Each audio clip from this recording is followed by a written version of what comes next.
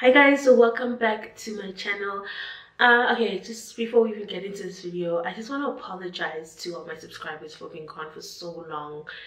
I was kind of having a hard time with this being alive thing, so I decided that I needed to take a break from being alive. I literally took a break from being alive and try to sort myself out. I'm back now. I'm still trying to figure out being alive, but we'll try. So today's video though is about baking. Somebody requested that I do this video a while back. I'm sorry, but I'm doing it now. Somebody requested that I do this video, and yeah, so before I even get into the actual demo, I just wanted to explain what baking is in case you do not know. And I know this seems impossible because everybody and their mother bakes these days, but for those of you who do not know, baking is basically a setting technique, foundation setting technique, where you use a loose powder. You could use a powder with pigment in it, or a translucent powder, or no color powder at all. And you can use that to set whatever area on your face that you feel needs to be locked in. Usually people bake underneath their eyes, on their foreheads, on their nose, on their chins. They even bake under here, under their cheekbones. Or you could also just use the technique to set your entire face.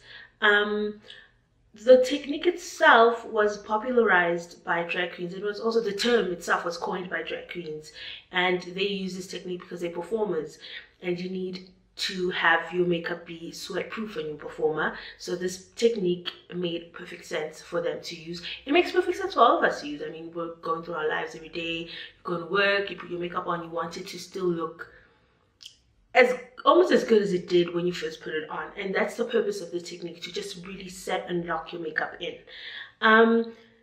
The technique itself, although the products we're using and how we're using it now is a bit different, but the technique itself is truly really old. I mean, I would say it's as old as the Elizabethan era.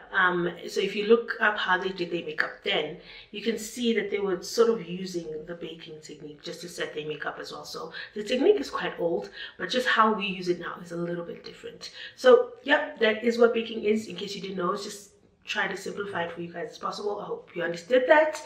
And let's get into this tutorial. Okay, so let's get into this tutorial. So first up for me, I am going to use my M.A.C translucent powder, and I'm just going to sort of use this to set my whole face first, and then I'll go into the baking. So this is just like the initial setting. Under his eyes, I've got really wrinkly under eyes. It's genetics. So I want to go in there first, and I'm just using my sponge just to blend the product into my skin.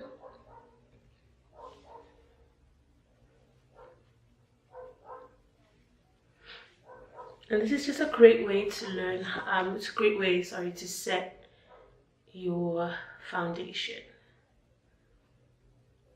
And I'm almost out of my powder, you guys, like, and the anina mali. Do you understand? Okay, and just under the eyes first.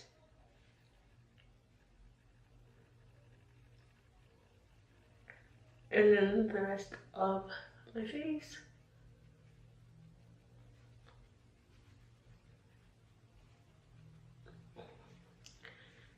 And it's good to just go in with the translucent powder first, just to get that initial oil off, and then go in with a powder with a bit of pigment.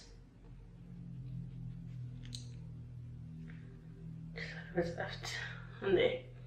Now, one of the biggest mistakes I see people make when they're doing this technique, when they're baking, is the excessive use of product. You honestly do not need to use your entire container of powder. You need very little, honestly, to actually set. It will really do the work that it's meant to do. Okay, so I'm going to show you guys how I do it. I mean, of course, if you want to use a lot of product, go on ahead. I mean, it's your face, go. But if you just want to set the foundation and still have skin-like finish at the end, then you can do it this way. You honestly don't need to use that much product, I promise. Okay, so this is what I have on there. You guys can see. That's the amount of product I have on there. Just so right under the eyes.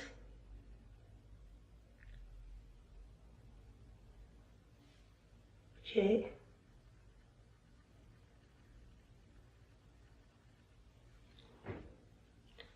Take a little bit more.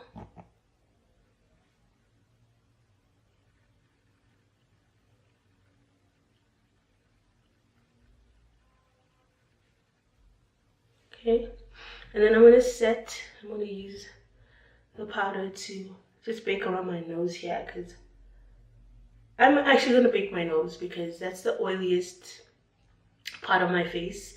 That's where foundation slips off first. So I'm going to just take my powder, especially around here. Bit again, and I'm gonna get the corners of my mouth.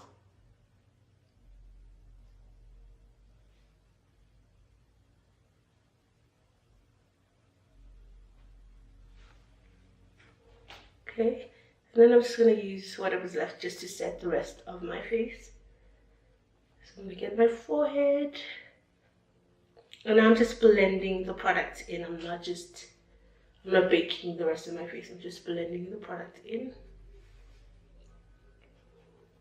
Okay.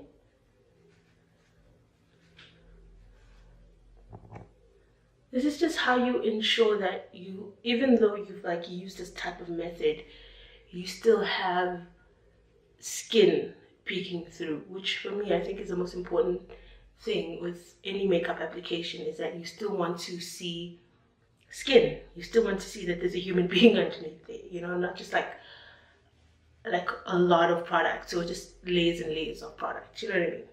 Okay, so I am going to let that bake for, let's see, it's 13:59 now. I'm going to let it bake for 5 minutes. So 2:05, I'm going to remove all of this. So what I'm going to do in the meantime is just contour.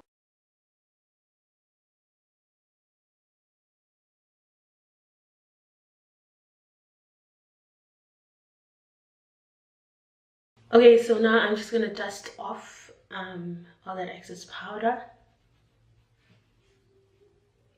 I'm going to use this brush first, and then I'm going to use a kabuki style brush just to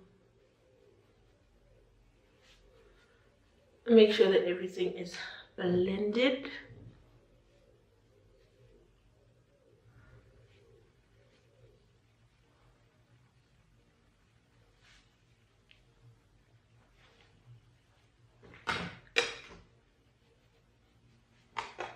Okay, so you just zoom in so you guys can see.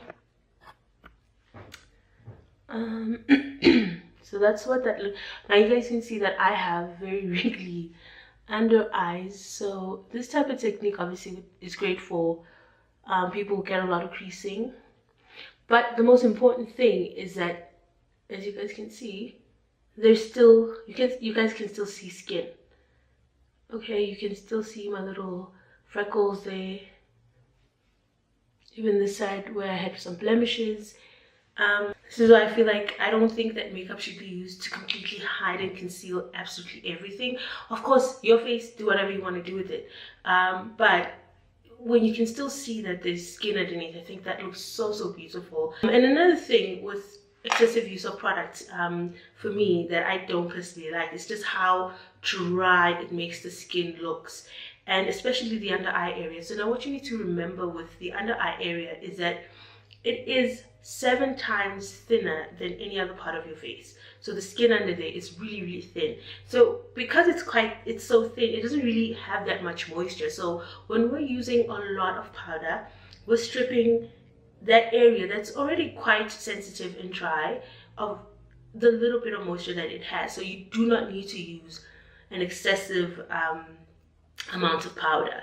And another thing that the textures, the dryness creates for me, I just drives me crazy, because especially when people use shimmer on top of that area where they had put on a lot of powder, it creates this sort of scaly like texture where it's really shimmery and then really dry. I don't know, it's like the texture just looks really off to me. And again, it does not look like skin. It does not look like human skin to me. It just looks really just odd and scaly looking. Another way for me to make my skin just come back to life after all that powder is I use a setting spray.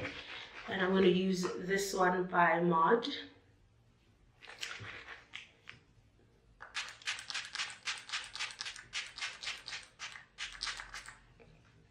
I'm quite generous with setting spray.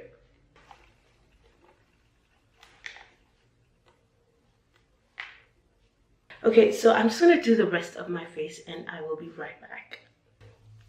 Alrighty, so I am done. This is what my skin looks like. Let me just zoom in.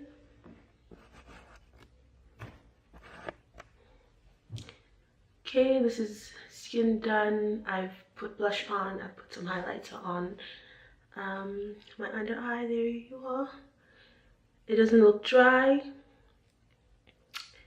And I'm done.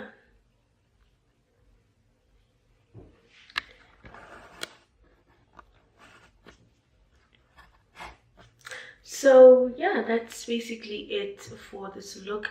Thank you so much guys for watching, and don't forget to like and subscribe, and I will see you guys in my next video. Bye.